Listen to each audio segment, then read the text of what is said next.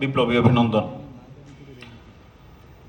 প্রিয় উপস্থিতি, আজকের এই সুন্দর একটি অনুষ্ঠানে দাঁড়িয়ে প্রথমেই স্মরণ করছি যারা এই 17 বছর বাংলাদেশের স্বাধীনতা গণতন্ত্র রক্ষার গুম হয়েছেন, শহীদ হয়েছেন, আর এই জুলাই ছাত্র জনতার আন্দোলনে যারা বুকের তাজা রক্ত দিয়ে স্বাধীনতা গণতন্ত্রকে আমাদেরকে নতুন রূপে আবার উপহার দিয়েছেন, সেই সকল শহীদদেরকে আজকে স্মরণ করছি। আজকে আমরা সুন্দর এবং একটি নতুন বাংলাদেশের যে স্বপ্ন দেখছি, সেই স্বপ্ন বাস্তবায়নের জন্য মাননীয় প্রধানমন্ত্রী 16 ঘন্টা পরিশ্রম করে যাচ্ছেন। তিনি সরকার গঠন করার আগেই বাংলাদেশের সামনে এবং নির্বাচনকে সামনে রেখে যে প্রতিশ্রুতি দিয়েছিলেন, সেইখানেই প্রথমেই ছিল সেই প্রান্তিক মানুষ এবং কৃষিকে তিনি গুরুত্ব দিয়েছিলেন। সেই কৃষি সেক্টরে সরকার গঠন করার পরে কৃষকদের উন্নয়ন, কৃষিক্ষেত্রে উন্নয়ন, বাংলাদেশের প্রান্তিক মানুষের ভাগ্যের উন্নয়নের লক্ষ্যে তিনি যে ফ্যামিলি কার্ড, কৃষক কার্ড, খাল খনন, বৃক্ষরোপণ কর্মসূচি হাতে নিয়েছিলেন, সেটা কিন্তু বাংলাদেশের মানুষের এবং বাংলাদেশের ভাগ্যের উন্নয়নে যারা কাজ করছেন সেই কৃষকদের স্বপ্ন পূরণেই কিন্তু করেছিলেন। আর এই কৃষি এবং খাদ্য দুটি ক্ষেত্রেই যারা পরিশ্রম করে অবদান রেখেছেন তারা হলেন আপনারা যারা কৃষিবিদ এখানে আছেন।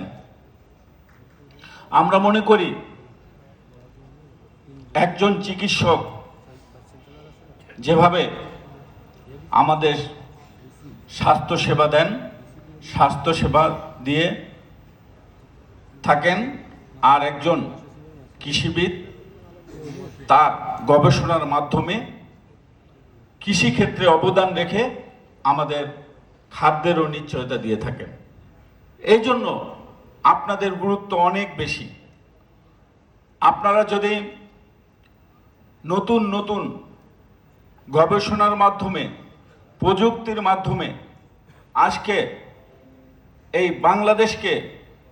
বাংলাদেশের কৃষি সেক্টরের পাশে দাঁড়িয়েছেন বলেই বাংলাদেশের মানুষ ইনশাল্লাহ এখনো খাদ্যে স্বয়ংসম্পন্ন আছে। আর মাননীয় প্রধানমন্ত্রী যে সকল উদ্যোগ নিয়েছেন, আমরা মনে করি আপনাদেরকে সাথে নিয়ে তিনি বাংলাদেশে খাদ্য স্বয়ংসম্পন্ন করেও বিদেশে খাদ্য শস্য রপ্তানি করে বাংলাদেশের অর্থনীতিতেও ভূমিকা রাখতে পারবেন।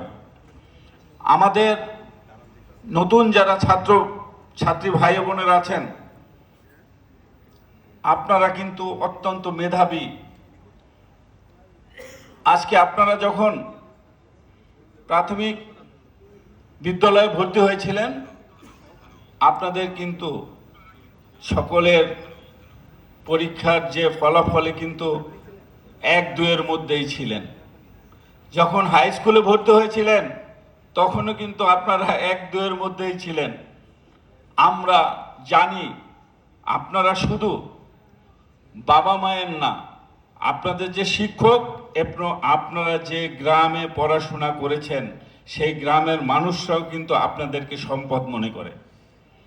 আমি মনে করি আপনারা কৃতজ্ঞতার সহিত এই বিশ্ববিদ্যালয়ে ভর্তি হয়েছেন, আপনারা যেন তাদের স্বপ্ন পূরণে ভূমিকা রাখেন।